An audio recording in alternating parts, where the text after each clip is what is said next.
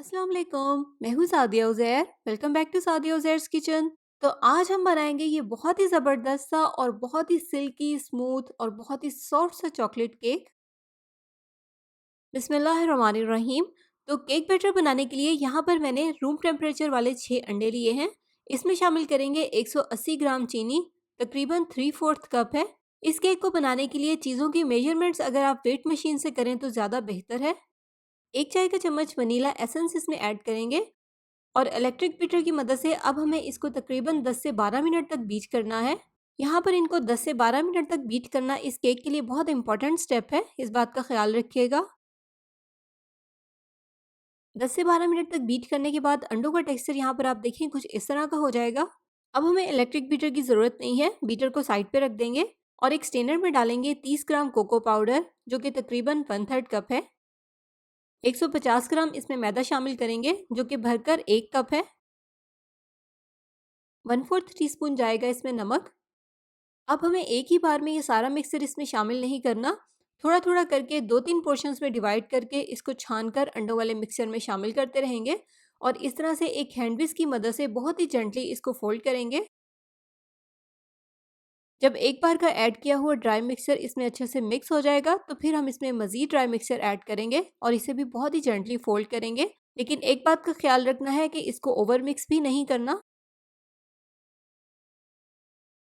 तो सारा dry mixture add करने के बाद बैटर की फाइनल कंसिस्टेंसी आप देखें कुछ इस तरह की है। यहाँ पर मैंने 8 इंच के चौकोर केक पैन को ऑयल से अच्छे से ग्रीस करके इसमें बटर पेपर भी लगा लिया था। सारा केक बैटर डालने के बाद इस तरह से टैप करेंगे ताकि इसमें जो भी बड़े बड़े एयर बबल्स हों तो वो निकल जाएं।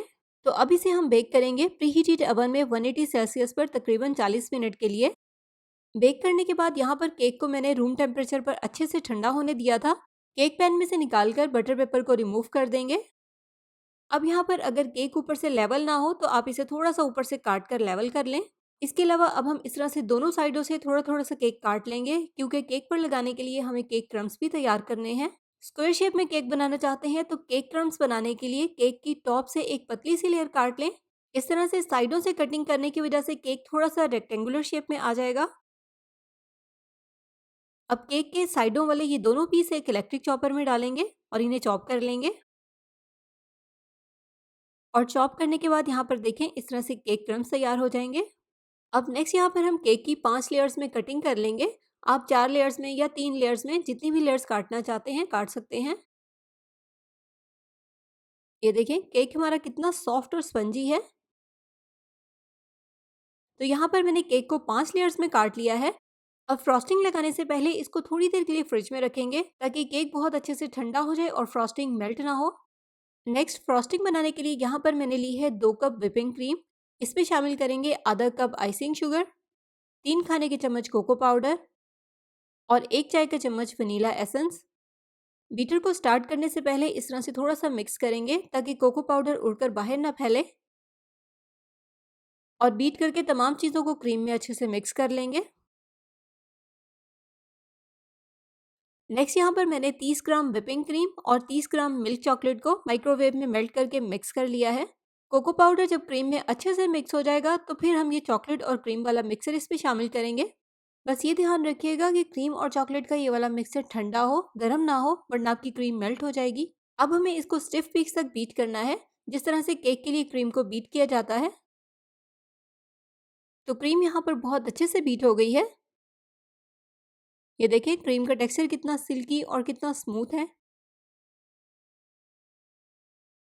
केक स्पंज भी यहाँ पर हमारा बहुत अच्छे से ठंडा हो गया है।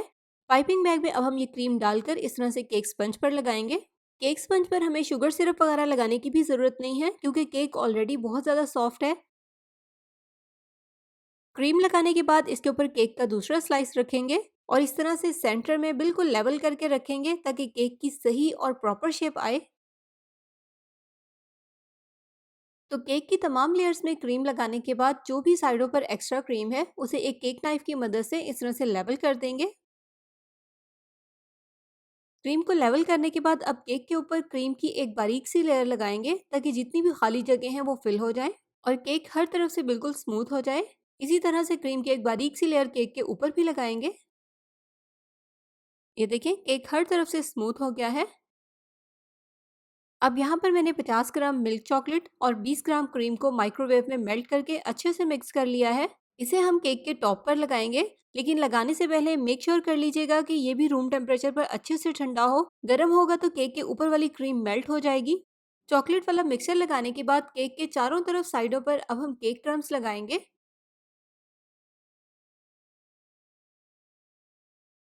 इस तरह से किनारों पर भी क्रम्स लगाएंगे ताकि नीट और क्लीन लुक आए। अब फाइनली केक के टॉप पर इस तरह से क्रीम से डिजाइन बना देंगे। ये वही क्रीम है जो हमने केक पर लगाई है। अब यहाँ पर मेरे पास गोल्डन एडिबल शुगर बीड्स हैं। क्रीम की लाइनों पर जगह जगह पर ये बीड्स लगा देंगे।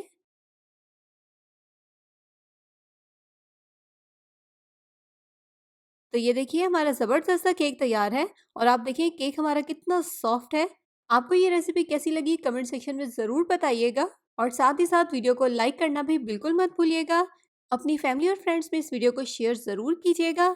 चैनल पर नए हैं तो सब्सक्राइब करके नोटिफिकेशन ज़रूर ऑन कर लीजिएगा।